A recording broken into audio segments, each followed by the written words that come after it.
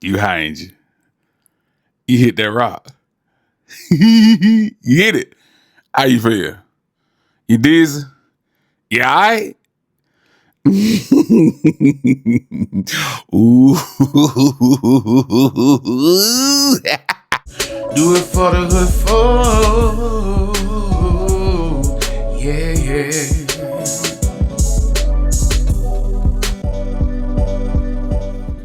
Hey, what's up, hood folk? This is Jeremy. Y'all, I just got to do some walking, exercising, whatever you want to call it. And I made a post on Instagram, this picture right here. Today, I feel better. Like, I really feel better. Yesterday, when we was at that park, hood folk, the bar was feeling bad. Them knees were hurting, legs were hurting, back was hurting, everything was hurt. But I was hurt. But I feel good. I think because the medicine, I took my medicine the doctor gave me for my back, and I've been drinking a lot of water, so I feel better today. Anyway, the whole purpose of this video is I don't even know. I kind of wasn't planning on doing the video, but I was laughing because I was on scrolling Instagram, right? And I saw this lady post this video right here. What does crack smell like? I saw a post and the post was like, crack has a distinctive smell. And I'm like, well, what does it smell like? Describe it. Because a part of me feels like as a kid growing up, I know this smell, but I don't know this smell. Crackheads, please, somebody, please, anybody, describe the smell, tell me the smell. What does, because I don't want to have to buy any to figure out, you know what I'm saying? I don't want to have to do all that. And I made a comment right here. Y'all, why I know what this smell like?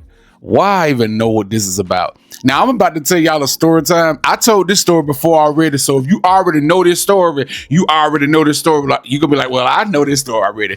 I'm going to see, do you follow my story? Now, I did tell this story one day on live, and this was during Vlogmas. Every time he smoked, it smelled like burning hair. If y'all was younger, you used to straighten your hair, because I grew up with a house full of sisters, so they used to straighten their hair a lot, and I used to smell that burning hair smell, like real hair burning or like a real rubber band burning. I was like, that's a strange smell, but oh well. And so we just bullshitting, talking, cracking jokes. You know, he telling me about, man, I went through a bad breakup earlier this year. I'm down here in Dallas. He was from another part of Texas, but he was in Dallas working because he had a good job. So he's talking about things in his past. He telling me that you need to pursue comedy, man. You really need to do comedy. You need to do that music, because he told this the truth. If you don't follow your passion in life, when you get my age, you will be feeling real hopeless. And that's true, y'all. That's true. That's true. Like today, on some real shit, feeling like, man, I ain't doing never myself, but making somebody that's rich. So, and then after why he said, Jeremy, I appreciate our friendship, man. I appreciate the friendship we have. I appreciate you being a good, solid man. I appreciate you being, real for real. So now I'm sitting on the couch at the end, and he's sitting in his recliner. Now I'm thinking he finna do what I think he finna do. Why you sitting so far? Come closer to me, because that's a sign that we finna do something. When somebody say, why you all over there? Come on over here. Why you sitting on that so far away? Come closer. So I'm feeling all tingling inside. Said, yeah, he talking all seriously to me. He finna tell me come closer. That's what's so funny. He's tingly inside. Man, I'm feeling tingly. So I'm like, yeah, he finna tell me come over there, come over there, sit next to him, because he finna fall all over me and touch all over me and stuff. So that didn't happen. He said, I want to just be open with you and tell you something. I'm saying, yeah. Open with me and tell me something. Yeah, that's what I want to hear. About time. It took you about 3 months to tell me this shit. Damn, come on, tell me. So this me inside saying, hey, he said, I'm proud of myself, man. I got a habit. And I'm able to control myself. Most people got a habit and they can't control themselves. They lose themselves. But me, I got a habit and I'm able to keep this habit going without any problem. I said, what kind of habit? What you talking about? And I'm thinking he's going to tell me he like to, suck dick, I'm thinking that kind of stuff. He said, I like to hit sometimes. And I'm saying to myself, hit? Yeah, you can hit me. I'm available. I'm all clean up. This good child. I'm just being a hoe, y'all. I'm really just throwing myself in here. But he like, I like to get hit somewhere once in a while. I said, what you mean hits? Jeremy, I like to smoke stuff. I like, smoke what, man? What do you mean? He like, Jeremy, you know what I'm talking about. I said, I don't. So he pulled up this little black little bags, and he showed me some rock. I said, what is that? Pepto Bismol, what is that? He said, Jeremy, I like to hit the rocks. I like, what kind of rocks? Like rocks at the beach. He said, man, you can't be this fucking stupid. I like, what kind of rock? What you talking about? And he said, man, crack. I like to get high, smoke crack. I said, you a crackhead? And the dude just like bust out laughing, like, oh my God, Jeremy, damn, you gotta say it like that. He's like, yes. He said, yes. I'm able to maintain myself. That's my vice. I was on live when we did Vlogmas at 23. It had to be 23.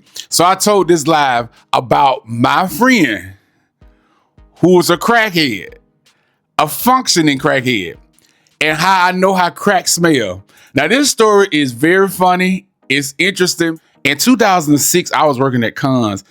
C.R.A.C.K is an appliance electronic store that used to be here in Texas. I think they closed all the locations down. I don't know why they closed all the locations down, but then again, a lot of stores are closed down because people are shopping online.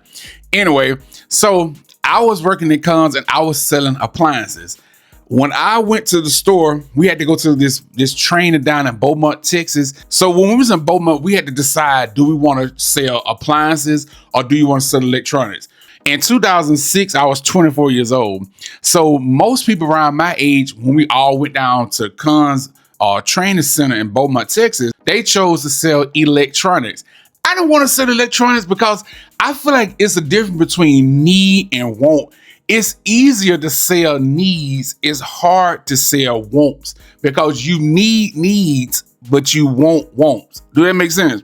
So I decided that I wanted to sell home appliances, refrigerators, stoves, microwaves, vacuum cleaners, deep freezers, washers and dryers, dishwasher, all that stuff, home appliances.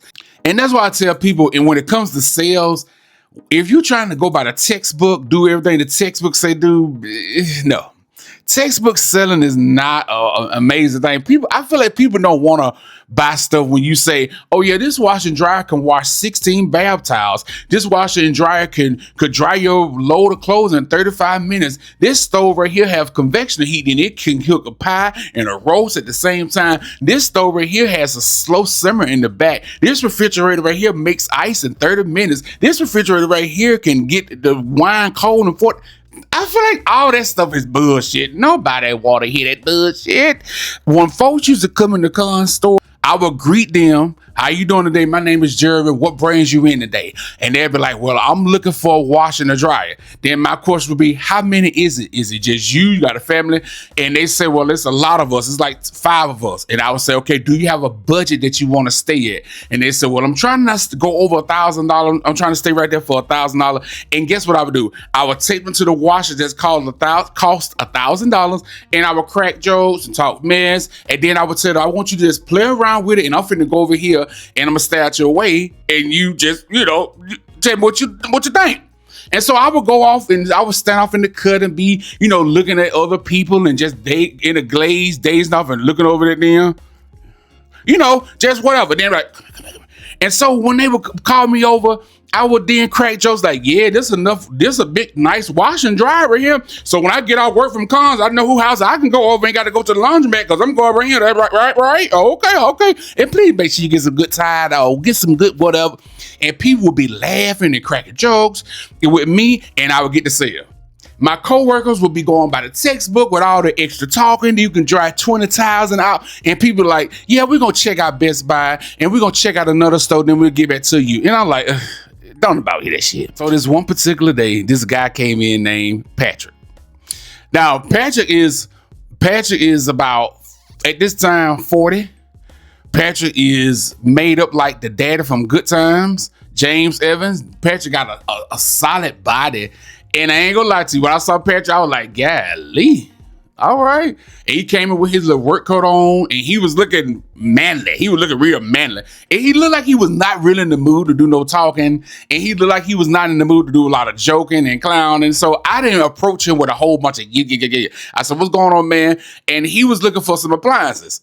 Cool. He told me he had just got a house in Plano and that he looking for different things for his house. Cool. So I went through the spiel and the same thing. Is it just you got a family? He said, no, it's just me. I don't need the fancy bells and whistles. I just need a couple things. Cool. So I sold him his appliances and what have you. Now, one thing cons used to do is they wanted us to write out cards. Like, somebody write a card out. You write a card out and say, thank you for buying your washer and dryer or your refrigerator. If you need anything else, let us know. If you have any problems, any concerns, let us know, blah, blah, this and that. But with my cards, y'all, I used to write hard down clowning stuff. So I don't know exactly what I wrote on his card, but I wrote him a note, just straight clowning, just stuff like, when you fill the refrigerator with groceries, make sure you keep some cold beer and keep a couple sandwiches for me, a little dip, just clowning around, nothing of it. Cause I used to send a lot of cards out talking mess. But one day, Pat came back to the store. He had the card with him in his hand, and he was looking kind of like rough in the face. And I was like, oh God, this dude finna clown. This dude finna ask for a refund. This dude gonna want his money back. I was like, oh my God. So I was kind of paranoid, like, oh, this man finna ask for his money back. But instead, he came and said, come here. And I was like, what's up, man? I said, everything good? He said, things are more than good, man. Man, I was having some kind of day-to-day, not in the best of mood, but I got home and checked the mail, and I saw you sent me this card, bro. You made me laugh hard. I mean, hard down laughing, cracking up laughing. He said, have you had lunch already today? And I was like, no. He said, man, I'm going to take you to lunch, bro. I'm going to take you to lunch. I was like, for real? Okay, cool. So I wasn't thinking that because whatever, we had went to eat at, I can't remember what restaurant was it. Was it Super Salad or was it Chipotle? I don't know. We had went to some of the restaurant and ate, but I can't exactly remember which restaurant. And so we just got to conversating and talking and joking and hanging out and whatever. And so eventually, like all the people that I meet, we become friends. We hit it off, just like the pastor from the last story. We just hit it off, because I'm the kind of person. That if we become friends and I can get a connection from you and you're not pushing your ideology off on me, I'm not going to push my ideology off on you. We can be friends. We can have difference in opinions, but as long as we respect each other. Same thing with Pat. So Pat's house wasn't too far away from the Con store in Plano. So he would say, man, you just come up to the house and hang out. If you go to lunch, just stop by the house, whatever, this and that. And I never thought nothing, what you thinking. I never thought nothing about that of him because I never got that vibe from him at all. I never got that vibe. He was just one of those people who just kept to himself. He was very secluse and he was just, just a cool person, just keep to himself. So he would take me around the city to show me how to drive around Dallas because you got to remember, in 2006, I had just moved to Dallas. So I ain't know nothing about the drive around the city. Like, I ain't know what the hell a service road was or HOV lane. I ain't know none of that shit was. I thought HOV was Jay-Z shit. I thought HOV stood for Jay-Z, hobo. But anyway, Pat took me around the city, showing me different things. And just like the pastor from the last story, he started talking to me, asking me, what's up with you? Like, where your woman at? You got a girlfriend or you just chilling? And eventually he got it out me that I go both ways. But he didn't trip. He did not trip on me. He did not give me no nothing. He did not trip on me at all. So me and Pat, like I said, we were cool. We were buddies. We were homies. My dog. So one night I went over Patrick's house and y'all, like I said, we had been talking a lot. We had been hanging out a lot in late 2006. So I went on his house one night and it had to be a Saturday night or something. I get to Patrick's house and we just go order some food and just go sit there and chill out. He had some beer. I still drinking them damn 211. Them damn 211 would just take me out my ass. And so I'm chilling at Pat's house and y'all, let me tell you this. Pat kept going out to the patio and he kept having his back to me. And when Pat had his back to me, I kept smelling this weird smell. But when he opened the patio door and go out of it and then come back, it had this weird smell. Because I grew up in a house with a house full of sisters, right? A house full of sisters. And they used to use the hot comb like this. And they used to put the hot comb on top of the stove and they used to straighten their hair. Use to straighten their hair. And so that hair smells like a burnt hair smell. And I was like, what the fuck is that burnt hair smell? What is that smell? Burnt hair smell. So I was like, wonder why he keep going outside. And then when he go outside, I could see him smoking something. He would always turn his back towards the door so I couldn't see. I'm like, why you keep doing that? But I didn't think much of it because I kind of thought he was smoking weed for the most part. But when he came back in that last time, I said, man, what did that smell? What did that smell like that? Look at a funny smell.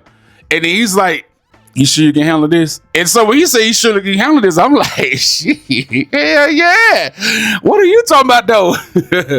I ain't met Rashard yet. You know, I'm gonna meet Rashard in 2 years. So I'm still, you know, I'm available. What's up? Shit, you know me. Oh, not the type of water. Oh shit. My bad. Damn, whatever. He told me that a lot of people can't handle their demons. A lot of people let their demons overtake their life and control their life. He told me that he smoked crack. And I was like, you a crackhead? He said, well, I'm a crackhead, but I don't like you to say it like that. Not like how you think it. He said, I work. I make my own money. I pay my own bills, and I know how to sustain myself. I keep myself up. I keep my appearance up. I don't go breaking into people's houses and stealing and just doing too much. I know how to do enough to sustain myself. This keeps me calm because Pat told me he was living in Plano, and his girl that he was with had broke up, and he had a lot of problems in the past and stuff. So he was just trying to just function and start life all over. But he had been doing crack for a couple of years. And I was shocked, like, you a crackhead? So crack to me smelled like burning hair. So if you ever hang around somebody and you know hair off your head and you smell that burning hair smell, somebody is in here dealing with that Hunter Biden. Oh, somebody is in here dealing with that Hunter Biden. But anyway, so I was just dumbfounded, like, oh my God, this dude is old crack. What was tripping me out was the way he was able to function completely being a crackhead. Like, damn, this dude is a crackhead. But I didn't treat him any different because he didn't give me any jazz about me, my sexuality. So I didn't give him any jazz about him smoking crack. We stayed cool until I got in a relationship in 2007 with a loser. And then we started back being cool again after I broke up with that loser in 2007, and then I met Rashard, and then me and Pat just slowly drifted away. And plus, I stopped working at Cons that was in Plano, and so I didn't go up there that much. The last time I saw Pat in person, probably like 2011 or 12, and I introduced him to Rashard, and that we talked a little bit, joked and cracked. We joked and cracked some joke. Well, we didn't crack where he was. What was he cracking joke then? I don't think he was cracking jokes, but yeah, that's how I found out how crack smells. Crack smells like burnt hair. Now, if you've been following my channel for a while, or following this channel for a while, I did tell y'all about this story, but I just want to share with y'all again, tell y'all about how crack smell because I saw somebody video on Instagram. Anyway, folks, I'm finna go edit this out, and I'm about to go and just chill out for the rest of the day. Got a long night ahead of me. I hope y'all having a good day. I'll see y'all next time. Thank y'all for watching. And in the comments, tell me, have you ever smelled crack before? But if you really want to shock me, have you ever done crack before? Because I'm telling you, they said crack is whack, but I know motherfuckers who will take it down like a Big Mac. Thank y'all for watching, Hood Folks. See y'all next time. Peace.